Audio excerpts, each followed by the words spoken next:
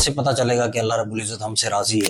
کس کام کا وہ دل ہے کہ جس دل میں تو نہ ہو، تم دل میں ہو تو دولت کونین گھر میں ہے۔ دیکھیں کہ حضور علیہ السلام نے فرمایا، ایک حدیث پاک ہے، اسے امام ترمذی نے بھی روایت کیا ہے اپنی سنن میں، اور مستدرک الحاکم میں بھی یہ حدیث پاک موجود ہے۔ کریم آقا علیہ السلام نے فرمایا کہ جب اللہ کریم کسی شخص سے بھلائی کا ارادہ فرماتا ہے تو اس سے عمل کرواتا ہے۔ تو صحابہ کرام علیہ رضوان نے عرض کیا، رسول اللہ صلی اللہ علیہ وسلم عمل کیسے کرواتا ہے؟ تو حضور علیہ السلام نے فرمایا کہ موت سے پہلے اس شخص سے عمل صالح کرواتا ہے، یعنی کوئی نیک عمل اس طرف بندہ لگ جائے گا۔ اور آپ دیکھیں کہ کہا جاتا ہے نا کہ کیسے پتا چلے گا کہ اللہ رب العزت ہم سے راضی ہے، تو اس کا ایک ہی طریقہ ہے، آپ یہ دیکھیں کہ اللہ رب العزت نے، ہر بندہ دیکھے کہ اللہ رب العزت نے اس کو کس کام میں لگا رکھا ہے، وہ دیکھتا جائے کہ جس کام میں وہ لگا ہوا ہے تو وہاں سے پتا چل جائے گا کہ اللہ کریم راضی ہے یا نہیں۔ تو ایسے ہی ہمیں جو ہے وہ دل کی سختی دور کرنے کے لیے اللہ رب العزت کے پاک کلام پر عمل کرنے کی ضرورت ہے۔ حضرت شیخ عبد القادر جیلانی رحمۃ اللہ علیہ کا بڑا پیارا فرمان ہے، آپ فرماتے ہیں کہ کلام الہی پر عمل کرو۔ کیوں عمل کرو؟